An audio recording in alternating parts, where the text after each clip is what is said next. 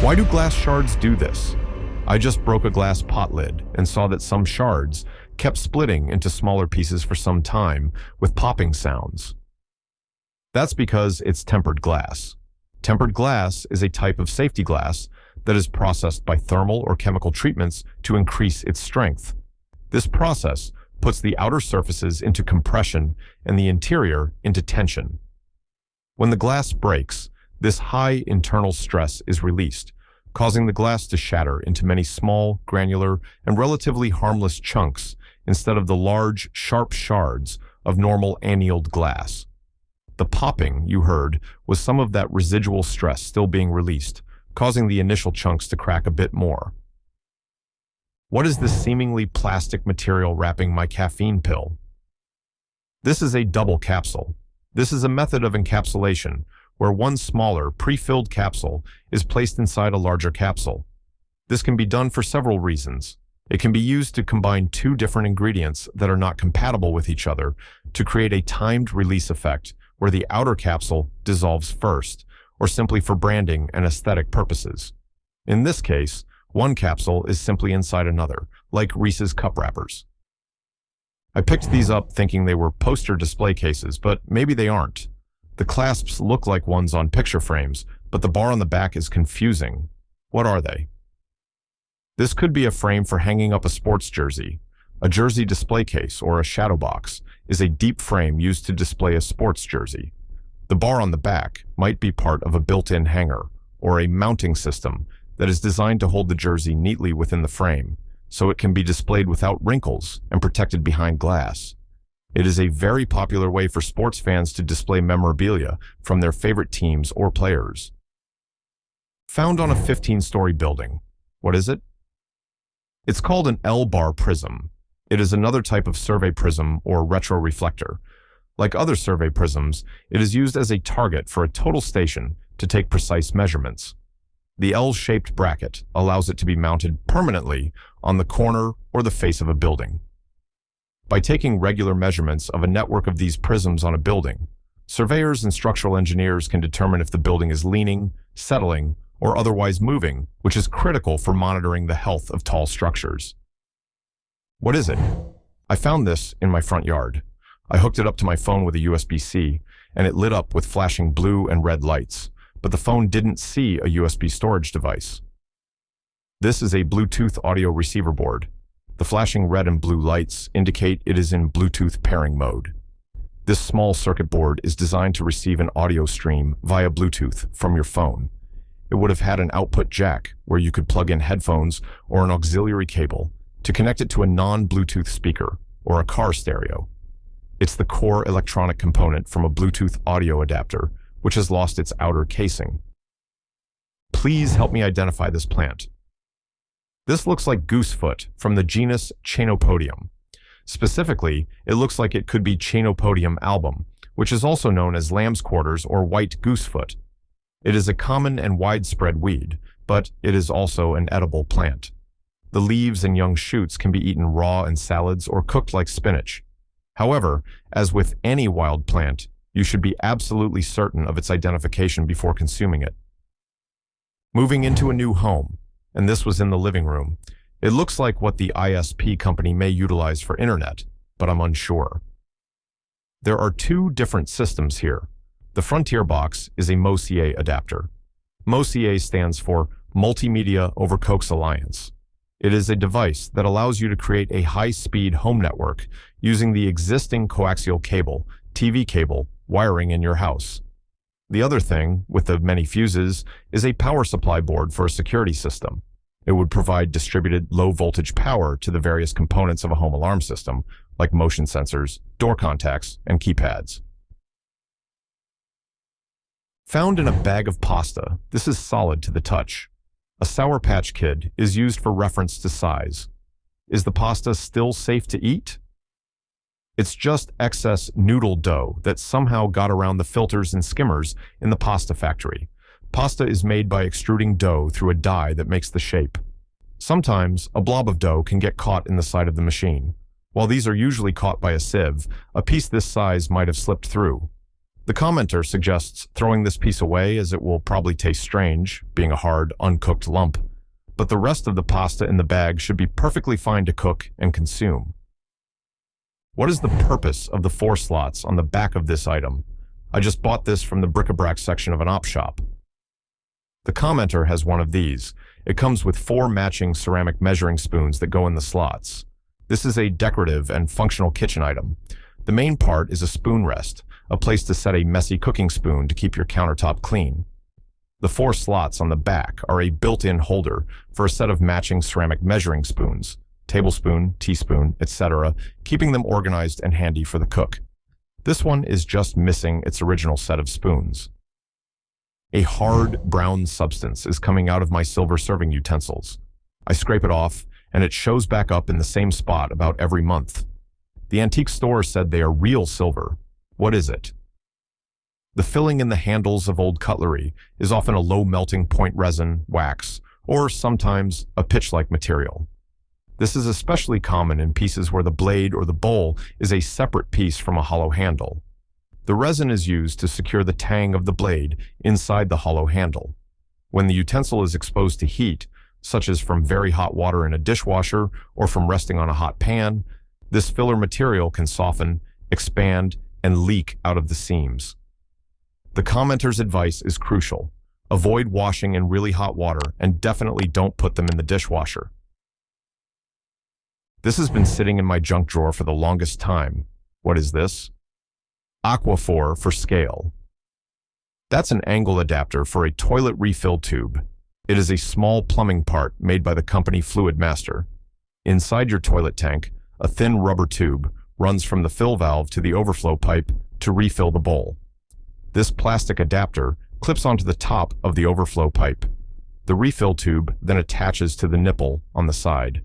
This ensures the refill water is directed down into the bowl as intended and also creates an air gap to prevent siphoning, which is a plumbing code requirement. What's this heavy crystal object I found while cleaning out a closet? It weighs roughly 3 LABs and is solid crystal. The bottom has a pen-sized hole that leads to the bubble in the interior. It's an oil lamp. It is missing a few parts like the lid and the wick. This is a decorative lamp where the solid crystal base is the reservoir for the lamp oil. The hole at the top is where the wick holder assembly would be inserted. A cotton wick would pass through this holder down into the oil. The top of the wick would be lit to produce a flame. These crystal oil lamps were popular decorative items, providing ambient light before the widespread use of electricity, and are still sold today. Every washer load, this brown-black paper-like substance, is all over our clothes.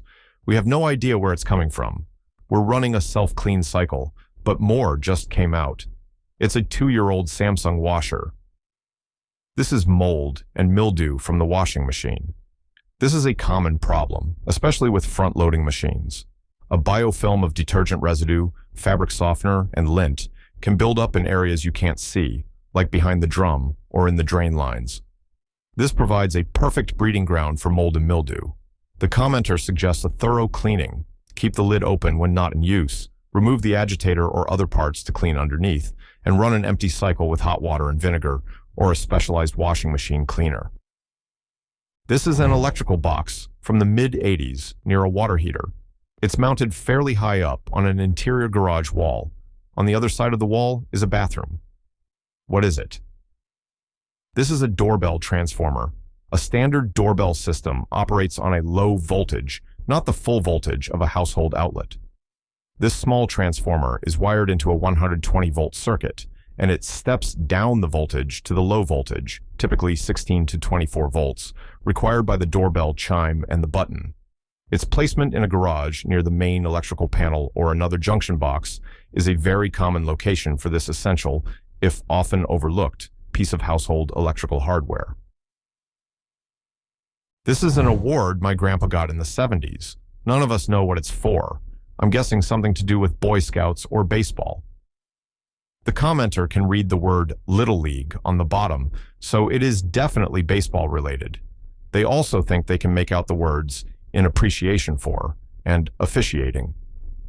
This was likely an award given to your grandfather in appreciation for his service as a volunteer umpire, for the local Little League baseball organization.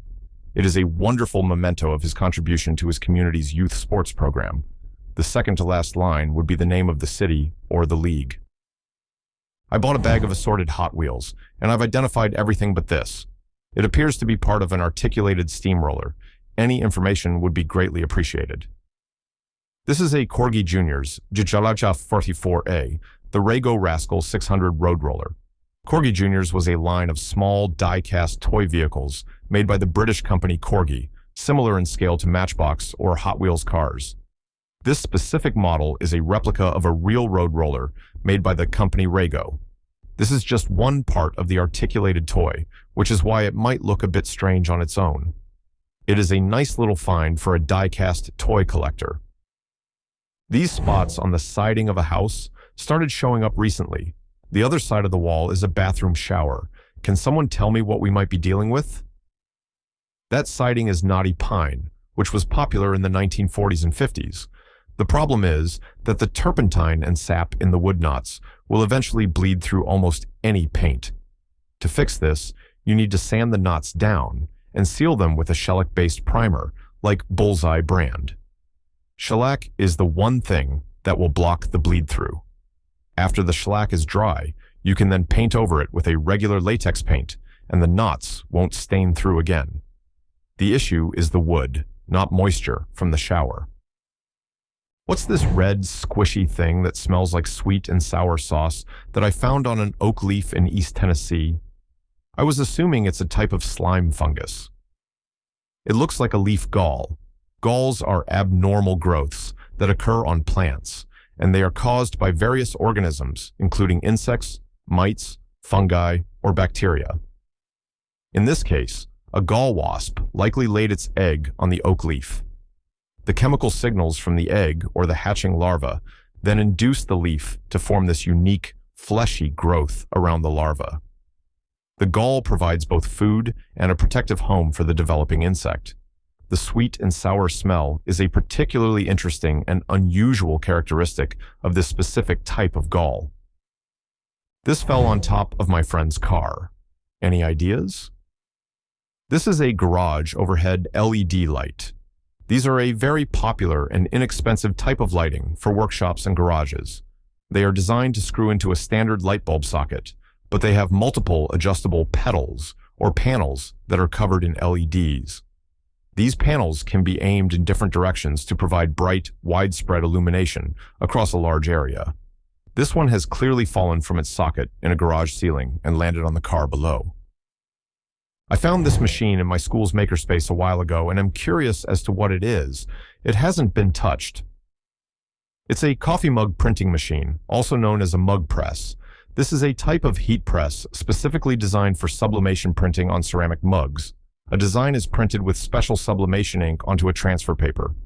This paper is then wrapped around a blank coated mug. The mug is placed in this machine, which has a curved heating element that clamps around the mug. The heat and pressure cause the sublimation ink to turn into a gas and permanently infuse into the surface of the mug, creating a vibrant, full-color, and durable custom design. WTF, is this on white bread? Given the cylindrical structure, what could it be?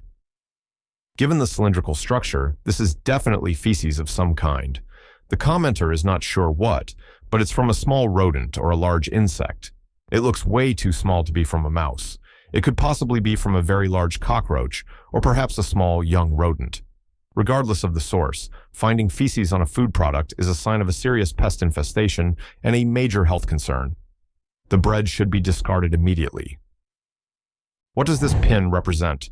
It's on Brandon Johnson's lapel. This is a pin depicting the municipal flag of the city of Chicago. The flag is a very popular and iconic symbol of the city. It has a white field with 2 horizontal blue stripes. Between the 2 stripes are 4 red, 6-pointed stars. Each star represents a major event in the city's history, and the stripes represent the different branches of the Chicago River. Brandon Johnson is the mayor of Chicago, so it is very fitting for him to be wearing a pin of his city's flag. What's this in my soup? It's a canned bean and tomato soup I made for myself. Is this bad, or just part of the beans? This is just sprouts from one of the beans. A bean is a seed, and under the right conditions of moisture and warmth, like in a can of soup, it can begin to germinate or sprout. The small white root-like growth you see is the radicle, the embryonic root of the bean plant, emerging from the seed. While it might look a little strange, it is a perfectly natural process and is completely harmless to eat. What is this thing in my watermelon? Is it part of a seed? I'm just curious. This is pretty sure to be a seed that has started sprouting while still inside the watermelon. This phenomenon is called vivipary. It is when the seeds of a fruit begin to germinate while they are still attached to the parent plant or inside the fruit. While somewhat unusual, it can happen in watermelons, tomatoes, peppers, and other fruits, especially if the fruit is very ripe or has been stored for a long time. The small root-like growth is the seed's radicle emerging. It is harmless. My new apartment has this Oral-B thing stuck to the mirror. What is it? I know what this is because my toothbrush came with one. This is the adhesive backing of an Oral-B smartphone holder. Some of Oral-B's high-end electric toothbrushes can connect via Bluetooth to an app on your phone which guides you through brushing. The complete accessory is a cradle that holds your phone, which attaches to this mount. You stick this mount to your bathroom mirror to hold your phone at eye level while you brush. The previous tenant tried to rip the attachment off the mirror, but only managed to remove the phone holder, leaving the strong adhesive backing behind. Curious. I found this in an old basement. It's clearly a door of some sort, but any idea what for? That's the back of a chair. A cushion would go over it. The link provided shows a mid-century modern dining chair with this exact style of molded plywood or bentwood backrest. This is not a door, but the main structural and decorative component of a designer chair from that era. The rest of the chair, the seat, the legs, and the cushion are missing. It's a fragment of a classic piece of mid-century modern furniture. What is this power outlet thingy called? This was sometimes designed in libraries or colleges. This has several names, but it is generally called a pop-up power socket, a pop-up power strip, or a countertop pop-up outlet. These are designed to be recessed into a desk, a conference table, a kitchen counter, or a library carrel. When not in use, they sit flush with the surface. When you need power, you press on the top and the outlet strip pops up, providing access to multiple electrical outlets and often USB charging ports. They are a sleek way to provide power access without cluttering the work surface. Received package, help. We have been ordering a lot of things while doing our home reno. We just got this package and have no clue what it is. This is a thermocouple or a temperature probe. A thermocouple is a sensor used for measuring temperature. It consists of two different types of metal wires joined at one end. This junction produces a small voltage that varies with temperature, which can then be measured. This looks like a standard industrial thermocouple with a metal-sheathed probe to protect the sensor and a connector at the other end for plugging into a temperature controller or a digital thermometer. It was likely ordered for an appliance or a piece of HVAC equipment for your reno. Why is this toilet bowl shaped like this? I saw this in a hospital. I know the metal at the bottom is to prevent flushing wipes. This is a clinical or hospital toilet, and the shelf-like design is for sample collection. When a doctor needs to obtain a urine or feces sample from a patient for testing, this shelf in the toilet bowl is designed to catch the sample before it hits the water. This allows a nurse or a technician to easily collect an undiluted sample without the patient having to use a separate collection container, also known as a hat. It is a specific design for a clinical setting. Found in my garden in Southern California. What is this little guy? This is a great ash sphinx moth caterpillar, Sphinx chersis. They feed on the leaves of plants in the olive family, including ash, lilac, and olive trees, and are harmless to humans. This large green caterpillar, with its distinctive horn at the rear end, will eventually make its cocoon underground and will emerge as a large, graceful sphinx moth, which helps to pollinate flowers like honeysuckle and evening primrose. It is a beautiful and beneficial insect to have in your garden. Any clue to what this is? I was out car shopping and looked under the hood of one car to then see the area circled in red. That's battery terminal corrosion. The white, crusty, bluish substance is typically copper sulfate, which forms when sulfuric acid from the battery leaks or vents and reacts with the copper in the battery terminal clamps. While it can be cleaned up, its presence is a sign of a problem, such as the battery being overcharged, leaking from a crack in its case, or simply being very old. It's a red flag that the battery is likely nearing the end of its life and needs to be replaced. Anyone have any idea what this could be? I feed my local squirrels and birds, and today I noticed this red stuff over everything. This looks like pepper powder, likely cayenne pepper or a similar capsaicin-based product. Folks often put this on birdseed or around bird feeders to keep squirrels out. Birds are not affected by capsaicin, the chemical that makes peppers hot, so they will eat the seed without any issue. However, mammals, including squirrels, find it very irritating. It is a common, humane method for deterring squirrels from raiding bird feeders, and it seems someone in your neighborhood is employing this tactic. In our backyard. What decade? Looks all cast. Grinder of some sort, assuming old farm equipment. This is a vintage corn sheller. It is a piece of antique farm equipment from the late 19th or early 20th century. A dried ear of corn would be fed into the machine. By turning the hand crank, the ear of corn is passed against a toothed wheel or a textured plate inside, which strips the kernels off the cob. The kernels would fall out of the bottom, and the bare cob would be ejected from the side. The YouTube video shows a restoration of a similar one. It was a major labor-saving device for farmers. This is a military plug-in device with a European Asian plug. It was found in a box of military surplus from the WW2 through Vietnam era. It's possibly a lighting or heating strip. This is a landing signal set. The eBay link shows a similar model. These are portable, ruggedized light sets used by the military to mark out a temporary runway, a landing zone for helicopters, or a drop zone for paratroopers at night or in low visibility conditions. The set would consist of several of these light units that could be quickly deployed to outline the safe landing area for aircraft. They are a piece of military aviation ground support equipment. Found it in an old Easter egg. What is it? This is a fidget toy. Specifically, it's called a snapper, or a snap fidget toy. It is usually made of silicone and has two suction cups that face each other. You squeeze it in your hand, and the two suction cups stick together. When you then release your grip, they pop apart with a satisfying snap sound. It's a simple, tactile sensory toy for stress relief. They are a common, inexpensive prize to find in an Easter egg or a party favor bag. We're liquidating our warehouse and are trying to figure out what this is for liquidation pricing. The front plate says Cedarburg Industries. We operated in the Agi industry. This is a Cedarburg EZ hand tapper. It is a precision tool used in a machine shop. A tap is a tool for cutting internal threads for a screw or a bolt into a hole. This hand tapper is a fixture that holds the tap perfectly perpendicular to the workpiece, ensuring that the threads are cut straight and not at an angle, which is very difficult to do by hand. It is a simple but very effective tool for precision tapping operations. What is this animal? It looks like a deformed capybara, but we're not sure. The game Todos los Pesos is a capybara-themed game. This is a game piece or a figurine from that specific game. The capybara is the world's largest rodent, native to South America, and has become a very popular and memeable animal on the internet for its calm and friendly demeanor. This is likely a stylized character from a board game or a collectible figurine based on this beloved animal. This is a glass, teardrop-ish shaped vessel.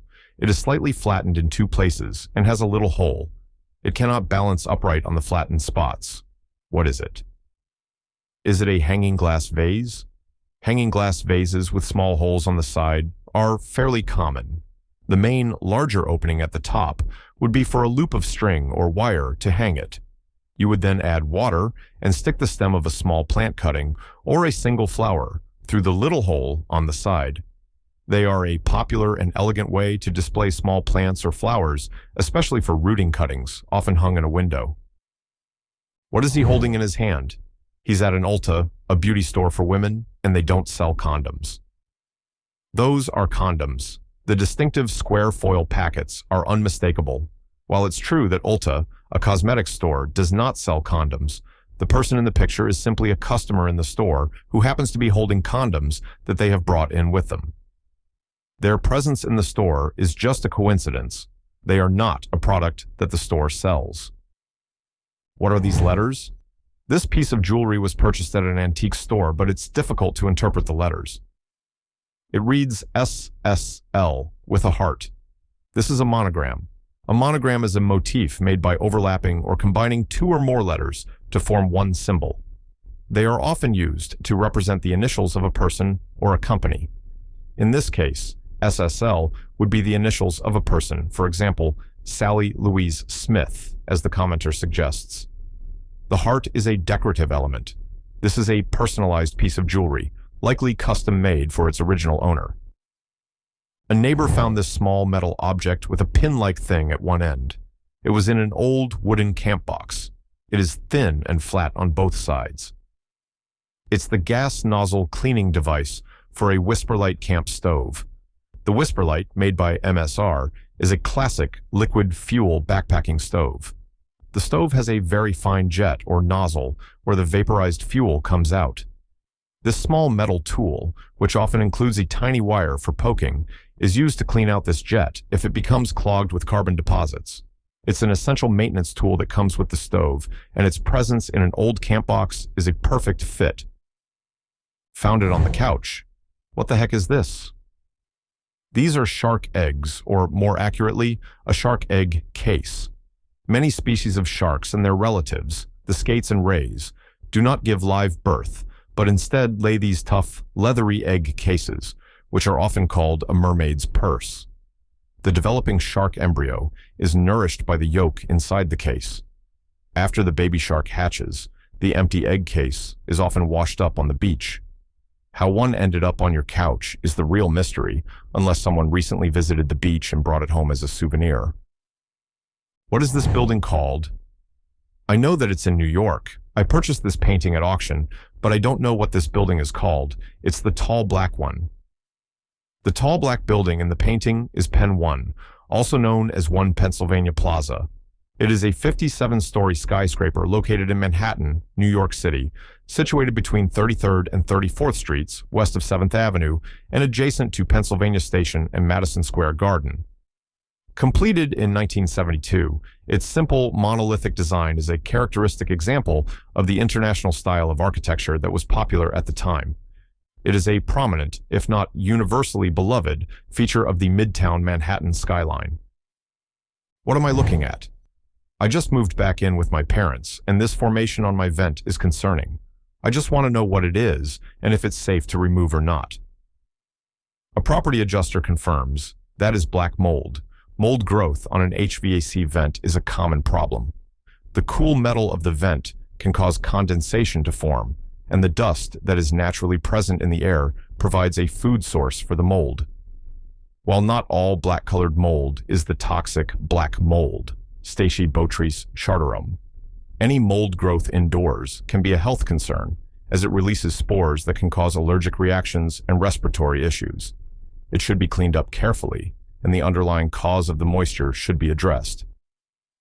In the kitchen of an Airbnb I'm staying at, I know it's a coffee pouch that you put in a coffee maker filter basket, but it was completely unmarked.